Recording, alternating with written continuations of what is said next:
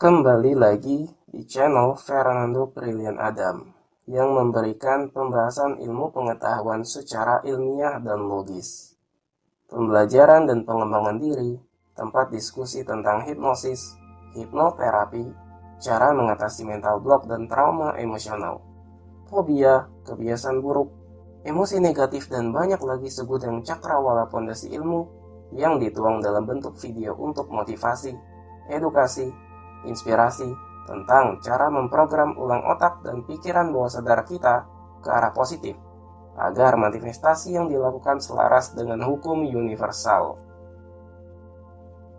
Langsung saja kita masuk ke tema video saat ini. Kalau kita butuh meja, kursi, kasur, hingga perabotan rumah, kantor, dan dapat dipindah-pindahkan karena menjadi salah satu aspek paling penting digunakan untuk melengkapi kebutuhan dalam kehidupan sehari-hari, yaitu mebel atau biasa disebut furniture. Banyak yang menyediakan furniture dengan berbagai konsep, mulai dari yang besar, ada yang sederhana, simple tapi tetap menawan.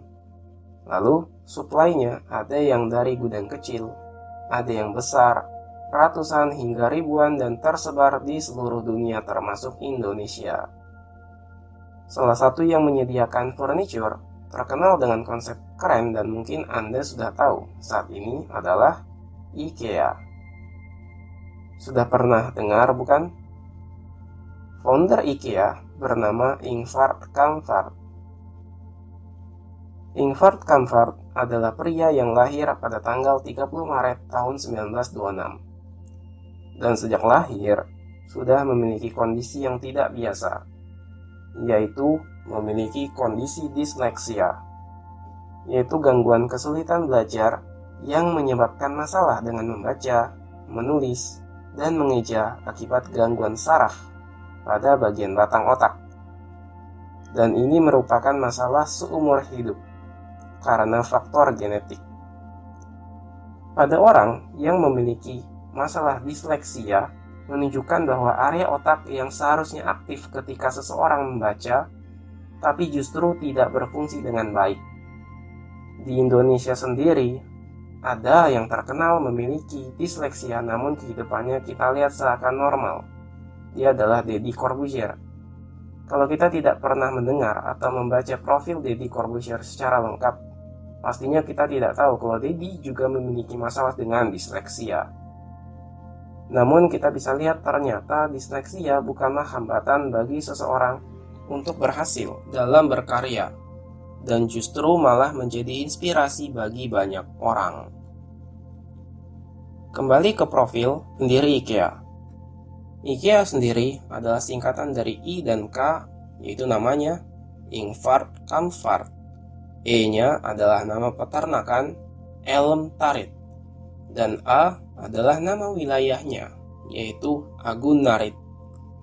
Latar belakang Ingvar adalah anak dari desa yang hidup dalam keluarga yang sederhana. Tapi neneknya sejak kecil sudah mengajarkan Ingvar untuk berdagang. Saat Ingvar berusia 7 tahun, sudah mulai berdagang korek api, dengan menaiki sepeda berkeliling menawarkannya kepada orang lain. Lalu, umur 10 tahun, Ingvar menemukan toko korek api yang sangat murah di kota sebelah, yang akhirnya bisa dijual lagi dengan harga lebih tinggi. Seiring berjalannya waktu, bukan hanya korek api, Ingvar juga mulai berjualan bibit tanaman, jual ikan, alat tulis, lalu pada saat menjelang akhir tahun, juga menyediakan perlengkapan Natal, seperti dekorasi, ornamen, bintang, hingga pohon Natal. Jadi Ingvar dengan pengalamannya dalam berdagang sudah bisa memahami pangsa pasar.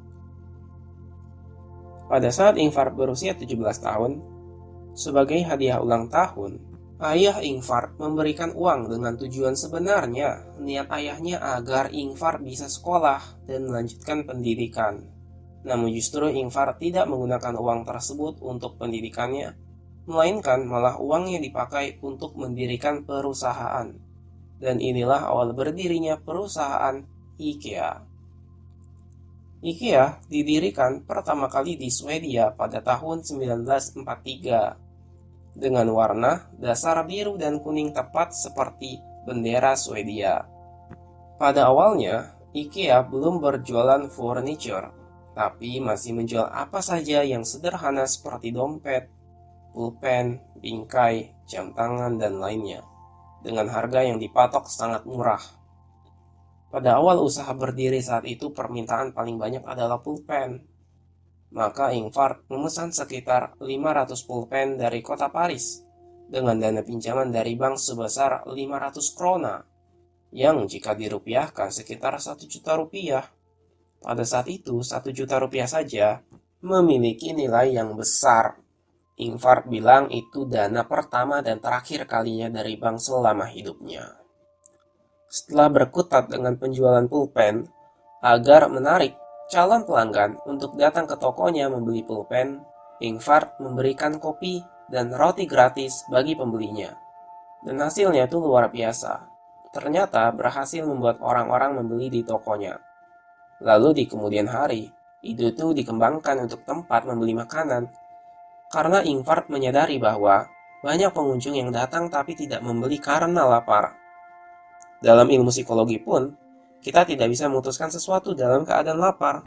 Maka, dari itu pengunjung akhirnya mencari tempat makan. Setelah makan, ada juga yang kembali melihat-lihat lalu untuk membeli di tokonya. Pada tahun 1945, IKEA mulai beriklan di surat kabar. Tiap ada pesanan barang akan diantar dengan mobil pengangkut susu yang masih di sekitar area tersebut. Karena sangat gigih, ingin bisnisnya berkembang, pada tahun 1948, Ingvar mulai tertarik furniture. Karena Ingvar berpikir, furniture saja yang mahal tapi penjualan saya selalu laku. Apalagi saat itu terjadi pasca perang, maka pemerintah Swedia menggelontorkan dana pinjaman untuk pembelian perabot rumah untuk perumahan baru yang dibuat pemerintah. Ingvar jadi optimis, jika dia menjual furniture dengan harga lebih murah, pasti bisa laris. Saat itu pesaing yang terbesar adalah Guimas Fabriker, yang memang telah lama menjual furniture. Ingvar mulai melihat harga-harga produk furniture saingannya itu. Ternyata sangat tinggi. Terlihat dari iklan produk furniture mereka di koran.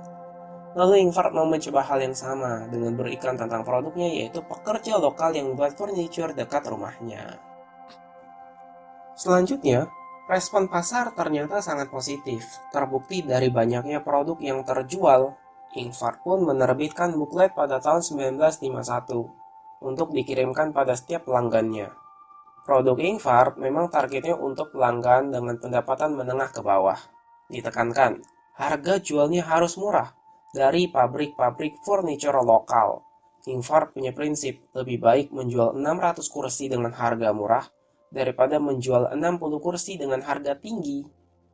Lebih baik jual produk murah dan banyak, serta mudah laku daripada jual produk mahal, margin untungnya tinggi tapi susah laku. Pada awal tahun 1950-an, Ingvar membeli pabrik tua kecil dan mulai produksi furniturnya sendiri biar lebih murah. Tapi kebijakan menjual dengan harga lebih murah ini seiring berjalannya waktu mulai mendapat kecaman dari para pesaingnya dan diboikot oleh Federasi Kayu dan Mebel Swedia untuk membujuk para pemasok supaya menghentikan semua kerjasama dengan IKEA. Ingvar pun mulai bingung. Jika tidak ada pemasok, bagaimana bisa memiliki produk? Jadi tidak bisa berjualan. Namun, karena Ingvar sudah mulai bisnis dari kecil, punya pengalaman berdagang selama hidupnya, Ingvar jadi memiliki keyakinan, setiap ada masalah pasti ada solusi. Karena bisnis itu sendiri adalah solusi yang memecahkan masalah. Maka, Ingvar membeli komponen furniture dari luar negeri. Saat itu dari Polandia. Bahkan dia bisa dapat harga miring yang jauh lebih murah. Produksi pun dilanjutkan dan berakibat pada penjualan produk IKEA yang makin banyak. IKEA akhirnya membuka showroom pertamanya pada tahun 1953. Pelanggan pun dapat melihat dan menyentuh produk perabotan IKEA sebelum membelinya. Jadi nilai tambah yang lebih fantastis bagi pelanggan. Karena sebelumnya hanya jual lewat buklet dan produk dibuat berdasarkan pesanan. 5 tahun kemudian bisnis IKEA terus berkembang. Toko diperluas hingga 6.700 meter persegi. Lalu pada tahun 1965, IKEA buka toko lagi yang lebih besar di pinggir kota yang biaya sewanya lebih murah dan luasnya mencapai 31.000 meter persegi dan punya lahan parkir yang sangat luas. Dari sini, lebih dikembangkan ide perusahaan furniturnya agar bisa dirangkai atau dirakit sendiri oleh pelanggan di rumah. Banyak keuntungan dari ide ini, seperti pelanggan lebih mudah mengangkutnya, dan tentu saja untuk menekan harga agar furniture bisa dijual dengan harga yang lebih murah. Analisis Ingvar dalam pengalaman berbisnis membuatnya selalu memperhatikan perilaku pembeli dan kebutuhan pasar, serta selera para pelanggan. Jika harga furniture bisa dibuat lebih murah, maka hal-hal yang tidak diperlukan bisa dihilangkan, seperti penggunaan kayu pada seluruh komponen, ukiran-ukiran, ketebalan bahan yang menjadi bentuk padat dibuat lebih simpel, dan dapat diproduksi secara massal, termasuk komponen yang bisa dibongkar pasang, sehingga mudah pada saat disimpan di gudang dan dibawa pembeli ke rumah, yaitu sistem flat packaging. Apalagi, pada saat itu, Ingvar melihat pemilik mobil di Swedia bertumbuh dengan sangat pesat, sehingga pembeli bisa berbelanja tanpa masalah walaupun ke daerah yang jauh. Untuk mendorong pelanggan belanja lebih banyak, IKEA juga menjual rak atap mobil, tentunya dengan harga murah. Jadi pelanggan semakin diberikan kemudahan untuk berbelanja. Furniture bisa diangkut dengan lebih banyak oleh pembeli, sehingga omset meningkat secara signifikan. Dari kecil, Ingvar sudah diajarkan berdagang, yang membentuk karakter Ingvar mulai dari jualan korek api, barang-barang sehari-hari, akhirnya berbisnis furniture. Seorang Ingvar Kamprad dari yang memiliki kekurangan gangguan mengeja huruf malah jadi keunikan. Kita bisa lihat karena disleksia, maka barang-barang di IKEA selalu memiliki nama unik, malah jadi daya tarik tersendiri. Kunci sukses memang selalu sama dalam pola pikir, ketekunan, pantang menyerah, mau selalu belajar, kreatif, inovasi, meskipun ditempa oleh berbagai kesulitan. Namun, itulah justru tantangannya. Ingvar dari keluarga tidak kaya bahkan miskin, jadi belajarnya tidak dari kuliah atau membaca buku, tapi guru terbaiknya adalah pengalamannya itu dalam berbisnis. Pada tahun 2014 dihitung kekayaan Ingvar sekitar 3,8 million US dollar.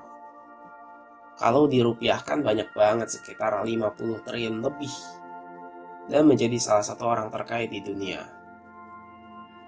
Pada tahun 2018, Ingvar tutup usia saat usia 91 tahun.